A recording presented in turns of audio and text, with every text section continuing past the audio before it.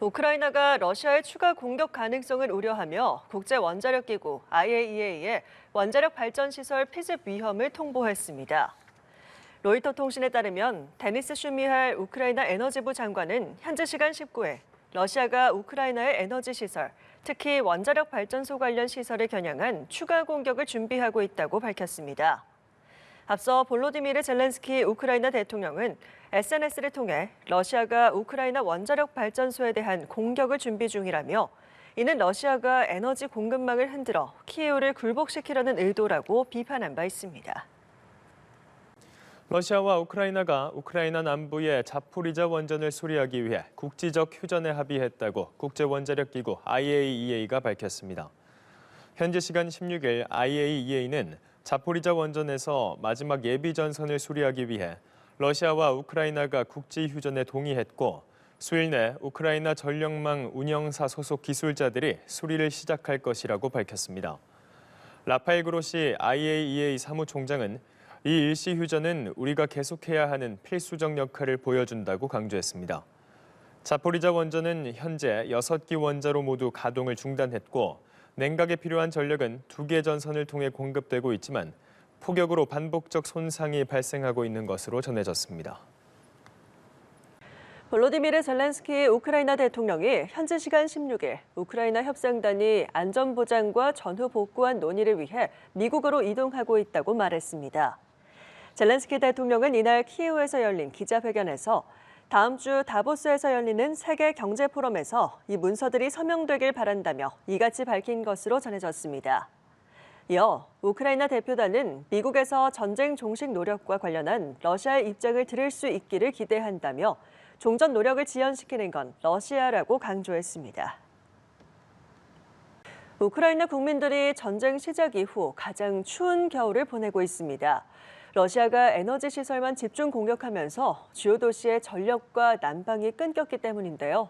신조원 PD가 전해드립니다. 칠흑 같은 어둠이 우크라이나 수도 키이우를 집어삼켰습니다.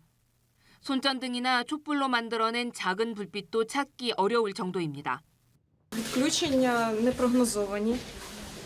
Ледве встигаємо заряджати телефони необхідні, ліхтарики, опалення немає.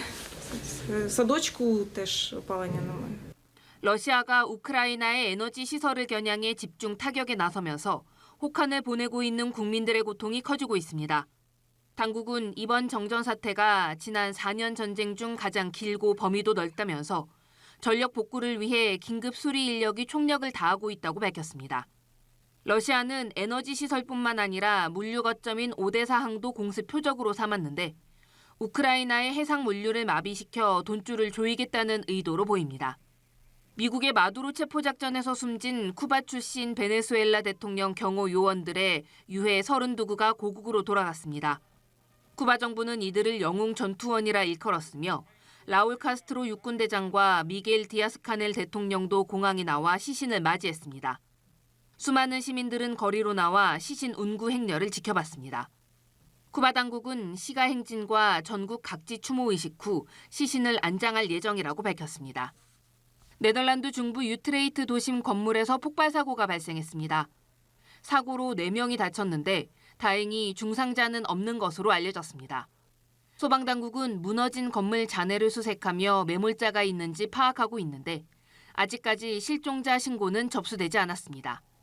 가스 누출이 폭발 원인으로 추정되는 가운데 당국은 범죄나 테러 가능성은 적다고 밝혔습니다. 연합뉴스TV 신조원입니다.